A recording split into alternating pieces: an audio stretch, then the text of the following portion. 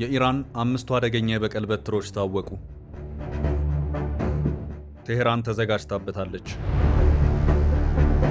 ዶናልድ ትራምፕ ሀገራቸው በኢራን ጉዳይ ጣልቃ ልትገባ እንደምትችል ደጋግመው ሲናገሩ መቆየታቸው የሚታወቅ ነው።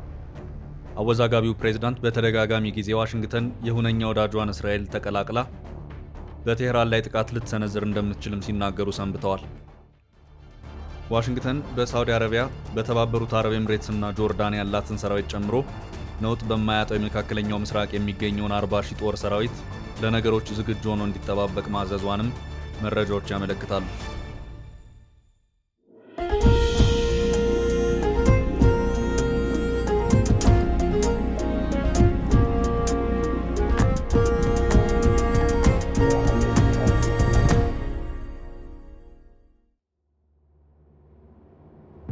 ትራምፕ ለጊዜውም ቢሆን ዘግየት እንዲል የወሰኑለትን እርምጃ ተግባራዊ እንዲሆን ከመወሰናቸው ቀደም ብሎ እነዚህን የቴህራን የአጸፋ ጥቃት አማራጮች ከግምት እንዲያስገቡ ምዕራባውያን ወታደራዊ ጠበብቶች በከፍተኛ ደረጃ እያሳሰቡ ናቸው።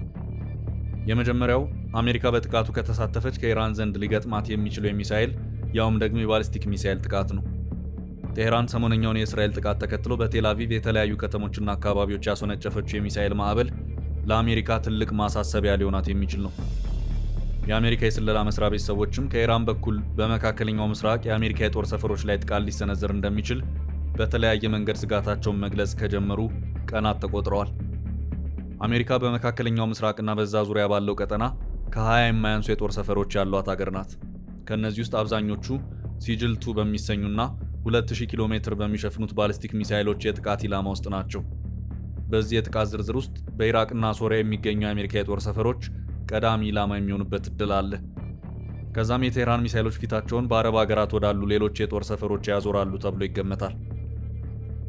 በእርግጥ የዘንድሮ ጥቃት ጀነራል ቃሲም ሱሌማኒን ግድያ ተከትሎ በ2020 በኢራቅ በሚገኙ የአሜሪካ የጦር ሰፈሮች ላይ ከተፈጸመው ጥቃት አንጻር ግን ዘንድሮ ነገሮች ብዙ መዘዝ ሊያስከትሉ መቻላቸው ይጠበቃል።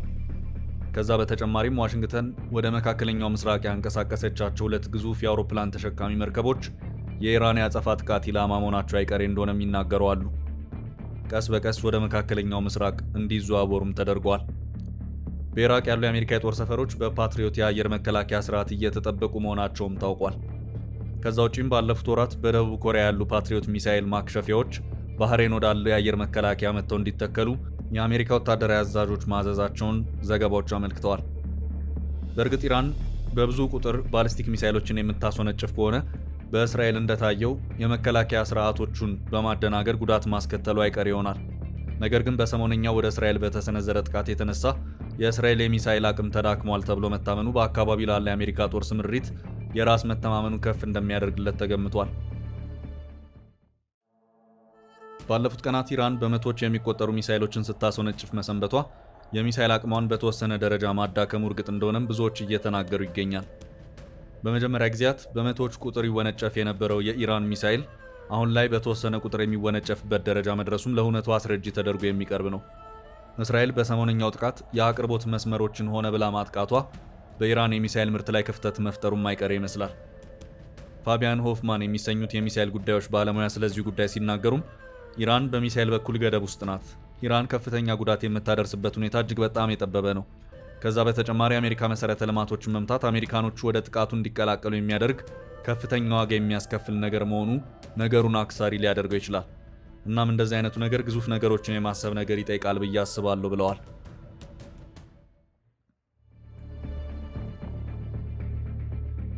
በሌላ በኩል የኢራን ሌላኛው የአጸፋ መሳሪያዎች በእጅ አዙር ስትጠቀምባቸው የነበሩ ኃይሎች ናቸው። እነዚህ የቀጠናው የእጅ አዙር ኃይሎች ለኢራን የመጀመሪያ የመከላከል አጥር ሆነውም ቆይተዋል። ሄዝቦላህና ሐማስ የእስራኤል ጦር በኢራን ላይ ጥቃት ለመሰንዘር እንዳይችል አግደውት መክረማቸው የሚታወቅ ነው። ያም ብቻ ሳይሆን መቀመጫቸውን በየመን ያደረጉት የሁቲ አማጽያን በቀይ ባህር የእስራኤልና አጋሮቿን የንግድ መርከቦች ኢላማ በማድረግ የምዕራቡን ዓለም ትኩረት ሲነጥቁትም ቆይተዋል። በኢራን ድጋፍ እንደሚደረግላቸው የሚታመኑ ሚሊሻዎች በኢራቅ የሚገኙ የአሜሪካ የጦር ሰፈሮችን በሰው አልባ አውሮፕላኖች ሲያጠቁም ሰንብተዋል። በቀጣይ የሁቲ አማጽያን በቀይ ባህር የሚሰነዝሩትን ጥቃት ዳግም ማጠናከራቸውም አይቀር ይመስላል።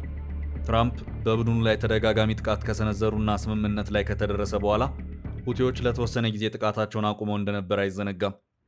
ይሁንና ግን አሁን ላይ ሐማስና ሄዝቦላ መሪዎቻቸው ተገድለው ከፍተኛ መዳከም ውስጥ የገቡ መምሰላቸው ለእስራኤልና አሜሪካ የተመቸ ሁኔታ መፍጠሩን ተንታኞች ይናገራሉ። አሁን ላይ ወደ እስራኤል የሚሳኤልና ድሮኖች እየተወነጨፉ ያሉት ከኢራን ሲሆን እሱም ጥቃት እየተፈጸመበት ነው። አንድ መቀመጫውን በዋሽንግተን ያደረገ አማካሪ ድርጅት ባልደረባ ለዘ ቴሌግራፍ ተናግረዋል።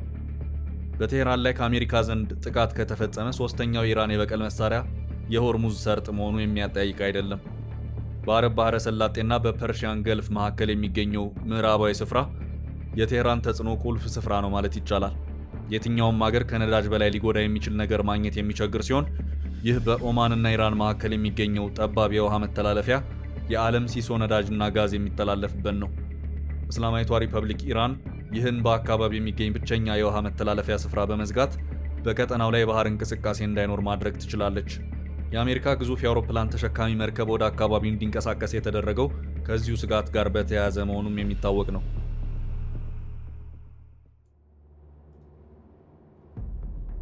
ኢራን አካባቢውን በፈንጅ በማጠር ተንቀሳቃሽ የባሊስቲክ ሚሳይሎቿን በስፍራው በማሰማራት እና የባህር ኃይል ስምሪት በማድረግ ብቻ መተላለፊያውን በቀላሉ መዝጋት ትችላለች። ቴህራን በ1980 በተደረገውና ታንከርስ ዋርስ በሚሰኘው ጦርነት ተመሳሳይ ስልትን ተግባራዊ አድርጋ እንደነበር አይዘነጋም። ዘንድሮ ተመሳሳይ ነገር ከፈጸመች ለአሜሪካ የባህር ኃይል መርከቦች ፈንጅ ማጽዳትን ለመከወን በሚል ረጅም ጊዜን በፐርሺያን ገልፍ እንዲቆዩ ያስገድዳቸዋል። ፈንጅ የማጽዳት ተግባር የአሜሪካ ባህር ኃይል ካለበት ድክመት አንደኛው ነው ሲሉም ቶም ሻርፕ የተሰኙት የእንግሊዝ የባህር ኃይል መኮንን በአንድ የሀገራቸው ጋዜጣ ላይ ጽፈዋል። ለቴህራን ስፍራውን የመዝጋት እርምጃ መውሰድ ማለት ግን አሜሪካንን ይበልጥ በፍልሚያው ተሳትፎ እንድታደርግ ምክንያት ሊሆን እንደሚችል የሚናገሩ አሉ። በቀይ ባህር ያለውን የሁቲዎች ጥቃት ተከትሎ ትራምፕ በቢሊዮን ዶላሮች ወጪ የተደረገበት ጥቃት ሲሰነዝሩ መክረማቸውም የሚዘነጋ አይደለም። የአሜሪካው ፕሬዝዳንት አካባቢው የዓለም 20 በመቶ የነዳጅ አቅርቦት የሚተላለፍበት መሆኑንና በነዳጅ ዋጋ ላይ ሊኖረው የሚችለውን ተጽዕኖ በከፍተኛ ደረጃ ከግምት የሚከቱ መሆናቸው ይገለጻል።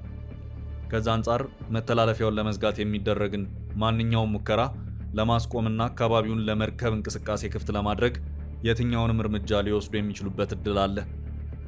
ቴህራን የነዳጅ ምርቷ ገዢ የሆነችው ቻይና የገዛችውን ነዳጅ ለማጓጓዝ የሆርሙዝ ሰርጥን የምትጠቀም መሆኑ ሌላው ስፍራው ላይ እገዳ ከመጣል የሚያግዳት አስገዳጅ ምክንያት መሆኑን የሚናገሩ አሉ። ሆኖም በአቅጣጫ መጠቆሚያ ጂፒኤስ አማካይነት የመርከብ እንቅስቃሴን የማፋለስ ተግባር በኢራን በኩል ሊኖር እንደሚችል ተገማች ነው። ከዚህ ቀደም በዚሁ ነገሮችን የማመስ ሂደት ዕቃ ጫኝ መርከቦች በአካባቢው ላይ የተጋጩባቸው አጋጣሚዎች አሉ። የአሜሪካ ባለስልጣናት ጉዞን የማፋለሱ ሂደት ከመተላለፊያው በስተሰሜን በሚገኘውና ባንደር አባስ በሚሰኘው የኢራን ወደብ ላይ እንደሚፈጸም ይናገራሉ። አንዳንድ ተንታኞች ግን ይህ አይነቱ ተግባር በአካባቢው ላይ የሚንቀሳቀሱ የአረብ ሀገራት መርከቦችን ጭምር ሊጎዳ መቻሉ ቴህራን ከአካባቢው ሀገራት ጭምር እንድትገለል የሚያደርጋት ጉዳት ያለውና ደፍራ የማታደርገው ነው ይላሉ።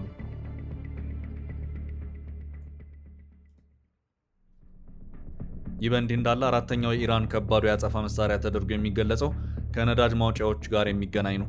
ኢራን በኒውክሌር መርሃ ግብሯ ላይ አደገኛ ነገር ከተፈጠረ በገልፍ ባህረ ሰላጤ የሚገኙ የኃይል መሰረተ ልማቶችን ኢላማ ልታደርግ እንደምትችል የሚናገሩ አሉ። በ2019 ኢራን በምስራቅ ሳውዲ አረቢያ ያሉ የነዳጅ ማውጫዎችን በሚሳኤል ለማረስ ያልተመለሰች መሆኗን መመልከቱ እንደዚህ አይነት ነገር ዘንድሮም ሊደገም እንደሚችል ያመላክታል። ወቅቱ ለጥቃቱ የየመኑ ሁቲ ኃላፊነቱን እንደሚወስድ ቢያስታውቅም ከተግባሩ ጀርባ ዋነኛዋ እጅ ኢራን መሆኗን በመግለጽ አሜሪካና ሳውዲ አረቢያ በቴህራን ላይ እርግማን ሲያወርዱ እንደነበር የሚዘነጋ አይደለም። በወቅቱ የተወሰደ የማጥቃት እርምጃ የሳውዲን ግማሽ የነዳጅ ምርት ከጥቅም ውጭ በማድረግ በዓለም አቀፍ የኃይል ዋጋ ላይ ከፍተኛ ጭማሪ ያስከተለም ነበር። በሰዓቱ ኢላማ ከሆኑ የሳውዲ የነዳጅ ማውጫዎች መካከል አንደኛው ብቻውን በየዕለቱ ከ7 ሚሊዮን በርሜል በላይ ነዳጅ ለዓለም ገበያ የሚቀርብበት ነው። እናም ኢራን የዛን አይነቱን ነገር የምትከተል ከሆነ የሳውዲ የነዳጅ ማውጫዎች ሳይቀሩ ኢላማ የሚሆኑበት እድል ሰፊ ነው።